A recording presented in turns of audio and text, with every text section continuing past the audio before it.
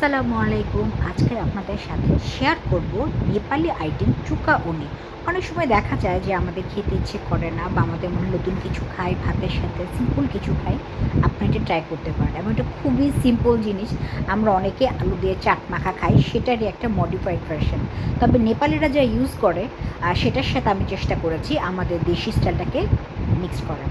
তো দেখুন, শুরুতেই একটা পাত্রের মধ্যেই নিয়ে নিচ্ছি। আমি এখানে হাঙ্কার ব্যবহার করেছি, মানে পানি ঝরানো টক দইটা। আপনারা পানি সহ ব্যবহার করতে পারেন। আমি এখানে ১ কাপের চেয়ে একটু কম নিয়েছি।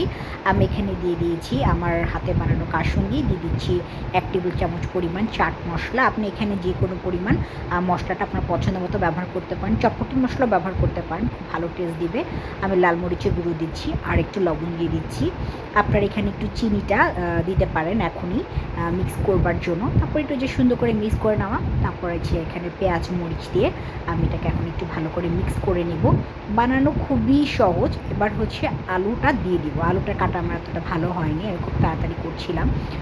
তারপরে হচ্ছে আপনারা জাস্ট আলুটা দিয়ে সুন্দর করে আস্তে আস্তে মিক্স করে নেবেন। এর পর্যায়ে এটা হচ্ছে ৩টা স্টেপ। ফার্স্টে হচ্ছে আমরা একটা আলু সিদ্ধ জিনিসপত্র প্রিপেয়ার করব, একটা হচ্ছে সসের মতো টক দই দিয়ে বানাবো, আর হচ্ছে তারকা বানাবো, যেটা আমরা দেশি ভাষায় বাগার দিই এরকম। সরিষার তেল, অলিভ অয়েল যে কোনো কিছু দিয়ে আপনি এটা ব্যবহার করতে পারেন। এর মধ্যে পেঁয়াজ, রসুন, আরেকটু আমি মশলা দিয়েছি, হলুদ, আর একটু আমি জিরা ধনিয়া দিয়েছিলাম আপনাদের পছন্দ মতো। ইউজুয়ালি ইন্ডিয়ানরা এখানে তারকার জন্য কারি পাতা, রাই, সরিষা, আস্ত জিরে দিয়ে ফোড়ন ব্যবহার করে।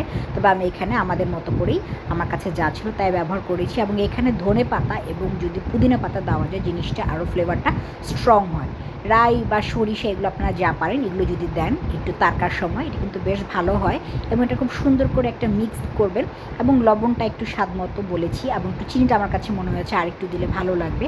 আপনারা চাইলে একটু মশলাটা কম বেশি করে নিতে পারেন, তবে খেতে গরম ভাত দিয়ে দারুণ লেগেছে। ট্রাই করবেন।